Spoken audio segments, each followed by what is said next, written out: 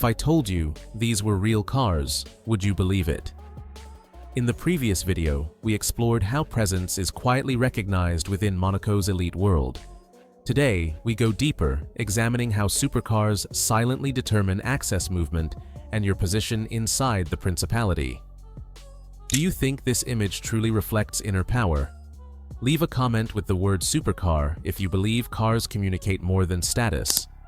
Subscribe to the channel so you don't miss what most people never notice.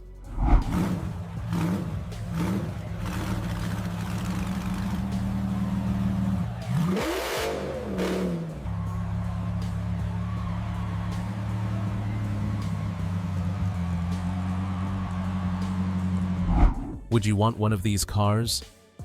In Monaco, a supercar doesn't just move you through streets, it moves you through social boundaries. From the first glance, certain vehicles signal something deeper than wealth, familiarity, belonging, recognition. Long before a word is spoken, the car has already introduced its owner. Here, cars operate like social passports. They don't announce who you are, but they quietly decide where you're welcomed. Some models glide effortlessly into private spaces, reserved zones, and discreet entrances. Others, equally expensive, subtly mark their owners as visitors rather than insiders. The difference isn't horsepower or price. It's alignment with an unspoken code. In Monaco, the right car blends into its environment instead of dominating it. Valets react differently. Security responds without hesitation. Access feels natural, almost pre-approved. To outsiders, it looks like coincidence. To those who understand the system, it's precision. This is why choice matters more than rarity. The car becomes a key not to impress, but to enter. It grants movement without friction, presence without explanation. And once that silent permission is given, everything else flows effortlessly. But not every supercar earns that kind of access. And that raises the next question. Why do some supercars quietly fail in Monaco's elite world?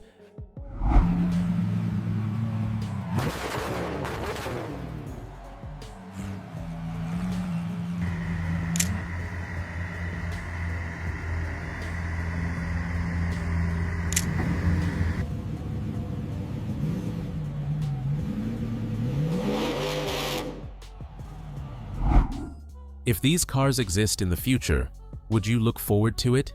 Not every supercar is meant for Monaco. In fact, some of the world's most expensive models quietly feel out of place the moment they arrive. It's not about speed, price, or rarity, it's about fit. Monaco is compact, controlled, and highly observed. Cars that demand constant attention, aggressive space, or dramatic presence often disrupt the rhythm of the city. Instead of opening doors, they create hesitation. Instead of blending in, they stand apart. In a place where movement is refined and precise, excess can become a disadvantage. This is why certain supercars are rarely seen here, despite their global status. Owners who understand Monaco choose vehicles that match its scale, its tempo, and its expectations. The goal isn't to dominate the street, it's to move through it seamlessly. Belonging in Monaco is never about being the loudest. And that leads to the next layer: how supercar brands themselves are quietly ranked inside the principality.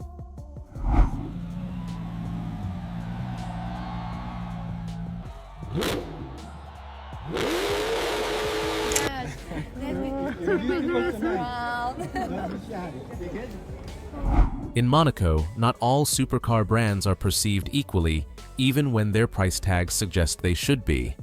The difference isn't found in performance statistics or limited production numbers. It lives in reputation, history, and how often a brand has proven it understands the environment it enters. Some marques are quietly associated with long-term presence. They feel familiar on Monaco's streets, integrated into its daily rhythm. Others, despite being newer or more dramatic, still feel like guests. They attract attention, but not recognition. And in this world, those are very different reactions. This creates an unspoken hierarchy. Certain brands move effortlessly through private parking areas, exclusive hotels, and secured zones. Others experience pauses, a second look, a brief hesitation. No one explains why. No one needs to. The system runs on shared understanding. What matters is not how fast a car can go, but how well its brand aligns with Monaco's standards of continuity and credibility. Over time, consistency builds trust, and trust builds access. But brand alone isn't the final factor. Next, we'll see how the way a car is actually used can redefine its place entirely. Comment with one word: ranked.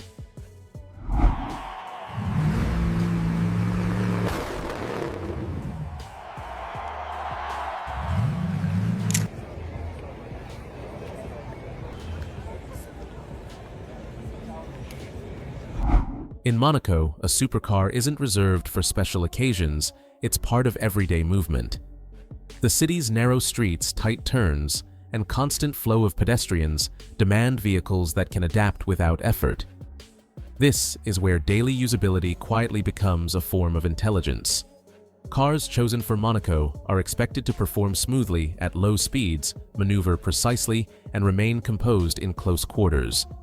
Visibility, turning radius, and comfort matter just as much as design. A vehicle that struggles in traffic or feels oversized quickly becomes impractical no matter how impressive it looks parked. This is why certain supercars are driven daily, while others stay hidden in garages. The right car integrates into routines, morning drives along the harbor, short trips between districts, evening departures without disruption. Movement feels natural, not forced. Over time, this practicality shapes behavior. Owners become more fluid, more confident, less reactive. The car supports the rhythm of life instead of interrupting it. In Monaco, that harmony is essential. And once a car proves it can function seamlessly day after day, another question emerges. How does it communicate messages to everyone watching from the outside?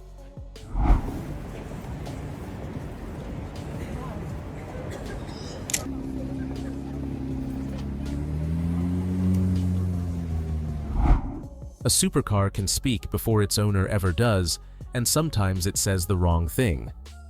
In Monaco, where every detail is observed, a single choice can quietly shift how someone is perceived. Certain cars project urgency excess or unfamiliarity with the environment.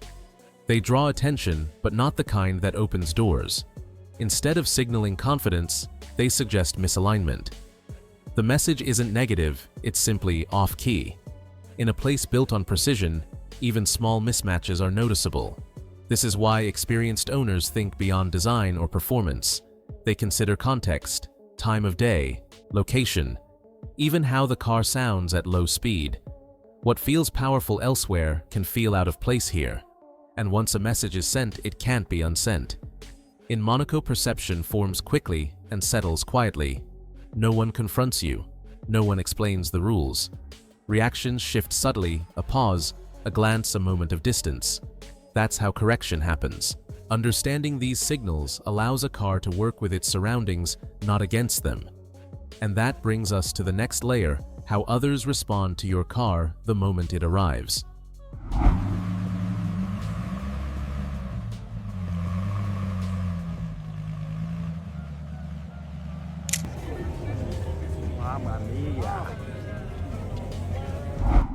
The most revealing moment in Monaco isn't the drive, it's what happens after the car stops. Valets' security staff and parking access form a quiet system of recognition that few people notice, but everyone feels. In this environment, reactions are subtle and immediate. Some cars are met with effortless coordination. Doors open, smoothly, directions, our brief movements feel rehearsed. Others encounter pauses, a second glance, a short wait, an extra question. Nothing dramatic happens, yet the difference is clear. This isn't about favoritism or judgment, it's about familiarity. Certain vehicles are already understood within the system. Their presence fits expectations, workflows, and routines. They don't interrupt the flow, so the flow accommodates them. Parking placement matters too. Proximity, visibility, and ease of access quietly reflect how well a car integrates into its surroundings. The process feels natural when alignment exists, and slightly resistant when it doesn't. For owners who understand Monaco, these interactions confirm whether their car is working for them or quietly against them. Recognition here isn't verbal, it's procedural. And once that response is understood, the final question emerges: why do many Monaco insiders avoid changing their cars at all?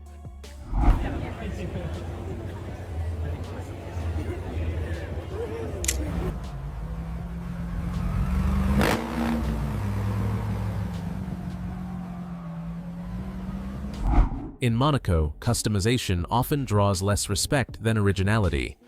While many cities celebrate modified supercars as expressions of personality, Monaco values something different: restraint and understanding. Stock vehicles communicate clarity. They signal that the owner trusts the original design, the brand's legacy, and the environment they're entering. Modifications, even expensive ones, can introduce uncertainty, not because they're wrong, but because they shift the message away from familiarity. Original specifications also ensure predictability. Sound levels, proportions, and performance remain within expected limits, allowing the car to integrate smoothly into daily life. Nothing surprises, nothing disrupts. The system stays balanced. This preference isn't about tradition or conservatism. It's about alignment. In Monaco, fitting the context matters more than standing apart. And that's the final distinction. Many people miss: true confidence doesn't need adjustment, it arrives complete.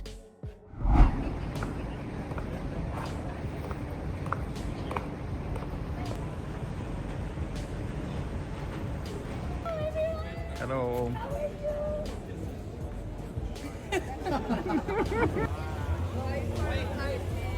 Mamma mia. In Monaco, supercars are never just about design or performance. They shape access, influence movement, and quietly determine how someone is received within the city's elite rhythm. From brand hierarchy to daily usability, every detail carries meaning understood only by those who truly belong. Comment the word "right" if you believe cars reveal more than social status. Like the video and subscribe to follow deeper stories most people never notice. Thank you for watching, and I'll see you in the next episode.